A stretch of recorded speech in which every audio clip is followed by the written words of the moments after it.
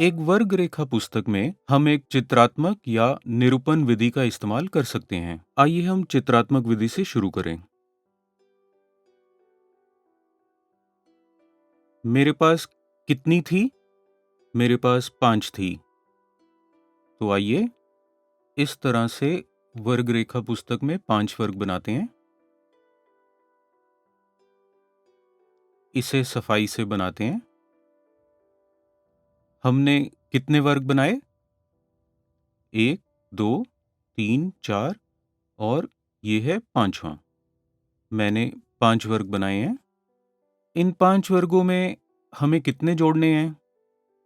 हम वही उदाहरण का उपयोग कर रहे हैं जो ठोस वर्ग में किया था, सही है? इसलिए मैं इसमें 3 और जोड़ूंगा। अगर आप ये 3 वर्ग नीचे की पंक्ति में बनाते हैं तो ये समझने में आसानी होगी। तो अब कुल मिलाकर कितने हुए? आइए हम गिनते हैं। गिनते समय हमें छात्रों को इसे छूने के लिए कहना होगा, क्योंकि यहाँ हमने वस्तुओं को छूकर गिना है। तो 1, 2, 3, 4, 5, 6, 7, 8। तो जहाँ भी मैंने बिंदु लगाया है वो गिने गए हैं।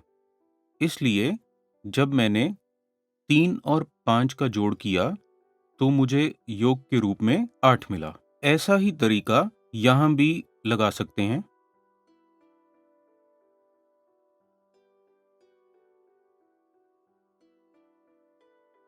यहाँ मैंने 5 सितारे बनाए और यहाँ 3 सितारे। मुझे इन दोनों को जोड़ना होगा। ये एक मात्रा है और ये दूसरी मात्रा। तो इन दोनों मात्राओं को जोड़ने पर मुझे क्या उत्तर मिलेगा? आइए हम इन दोनों को जोड़ते हैं। यहाँ कितने हैं?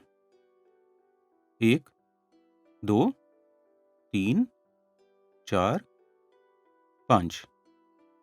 यहाँ कितने हैं? 3 हैं। 1, 2, 3। यानी कुल कितने हो गए? हमें उन्हें गिनना होगा। इन्हें छूकर गिनते हैं। 1, 2, 3, 4, 5, 6, 7, 8। तो ये चित्रात्मक विधि है।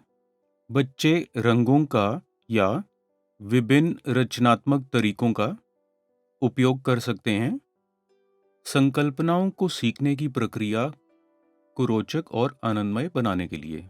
छात्र विभिन्न आकार बनाकर उन्हें एक बक्से में रख सकते हैं या वे स्टिकर चिपकाकर वस्तुओं को गिन सकते हैं। उदाहरण के लिए कितनी बतखें हैं, कितने पक्षी हैं, कितने फल हैं। ये अलग-अलग तरीके हैं ये करने के। अब हम देखेंगे कि यही संकल्पना दूसरे टीएलएम की मदद से कैसे दिखाई जा सकती है।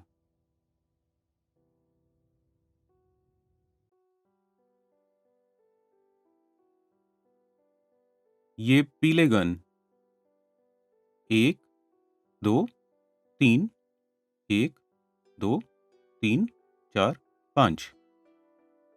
3 और 5 हमें इन्हें जोड़ना है। कितने हैं? जो तरीका हमने वर्ग गोटियों के लिए अपनाया था, यहाँ भी वैसा ही करेंगे। चूंकि हमारे पास 2 सेट हैं, हम 2 अलग-अलग खिलौने या शिक्षण उपकरण 2 समूहों को दे सकते हैं। इसी तरह इस तीसरे शिक्षण उपकरण का उपयोग करते हैं। इस टीएलएम में एक खास विशेषता है। मतलब सारे मोती एक कतार में हैं या एक क्रम में हैं, ठीक है ना? एक के पीछे एक। इसमें जोड़ कैसे किया जा सकता है? कितनी मात्रा ली थी मैंने पहले? 5, है ना? मेरे पास 5 वस्तुएं थी। मैंने उसमें कितना जोड़ा? कितने वर्ग काउंटर्स जोड़े मैंने? 3 स्क्वायर काउंटर, सही है ना? सबसे पहले 5 मोतियों को लेते हैं इस संख्या माला में। 1, 2, 3, 4, 5। 5 लेने के बाद मैं क्लिप लगाऊंगा। अब हमारी दूसरी मात्रा क्या है? ये कितने हैं? ये 3 थे। 1, 2, 3। 3 लेने के बाद मैं एक और क्लिप लगा दूंगा। तो यहाँ 5 मोती हैं, जिनमें 3 मोती जोड़े हैं। इसलिए 5 और 3 को जोड़कर मुझे कितना मिला? अगर हमें इसका जवाब देखना है, कौन सा जादू उसे देगा? यहाँ देखें, हमें ये जवाब मिल गया जैसे ही ये क्लिप को हटाया। मैंने इन दोनों को जोड़ा। मैंने पहले 5 को गिना और फिर 3 को गिना और फिर क्लिप को हटा दिया। यहाँ जैसे ही मैंने क्लिप को हटाया, मुझे जवाब मिल गया। 1, 2, 3, 4, 5, 6, 7, 8। सही है? हमें वही जवाब मिला जब हमने वर्क काउंटर्स या पीले गनों का उपयोग किया था। हमें वही जवाब मिला। हमने वही गणना यहाँ भी की है। यहाँ हम पहली संख्या के बाद एक क्लिप लगाएंगे और फिर दूसरी संख्या के बाद एक और क्लिप।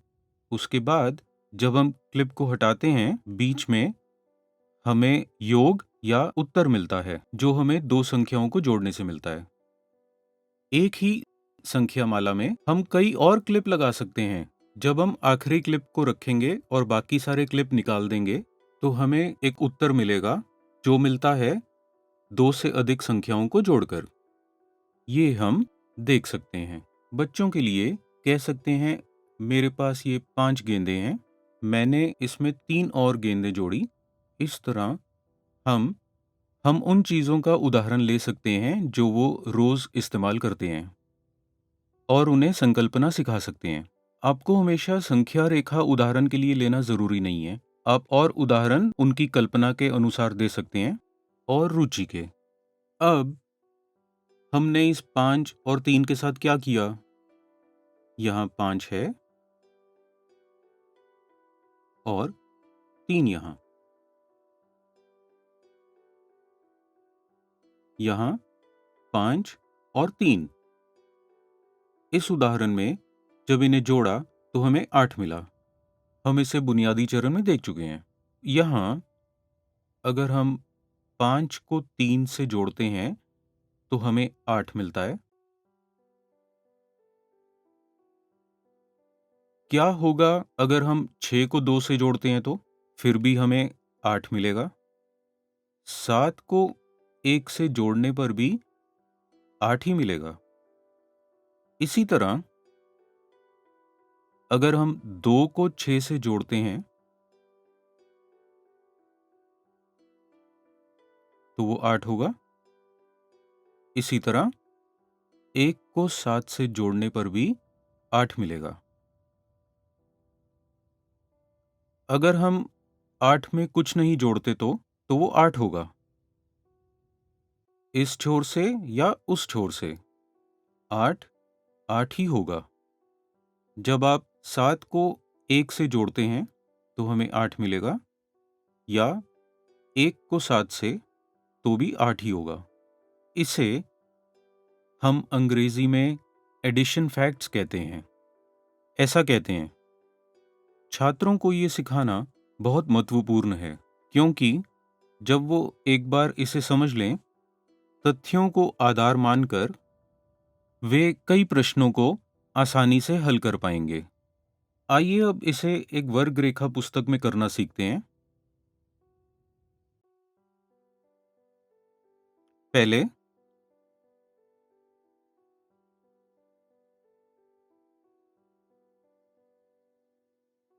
मैं 5 वर्ग बनाता हूं। इसमें अगर 3 वर्ग जोड़ देता हूं तो मुझे 8 मिलता है। इसी तरह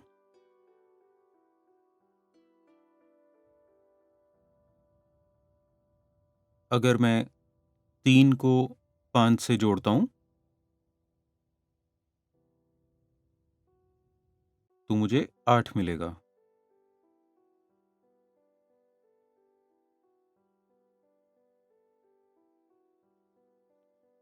अगर आप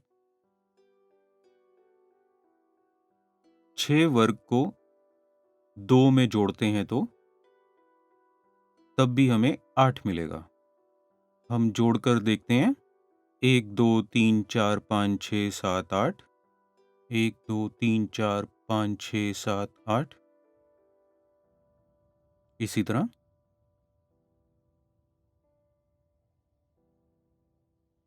अगर हम 7 वर्ग को 1 से जोड़ दें, अगर हम 1 को 7 से जोड़ें तो 8 मिलेगा। 1, 2, 3, 4, 5, 6, 7। हमने 1 जोड़ा यानी 8।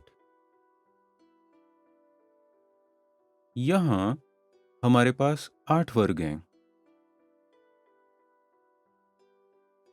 ये 8 वर्ग अगर इसमें कुछ ना जोड़ें तो 1, 2, 3, 4, 5, 6, 7, 8। तो इस तरह अगर आप सिखाएंगे तो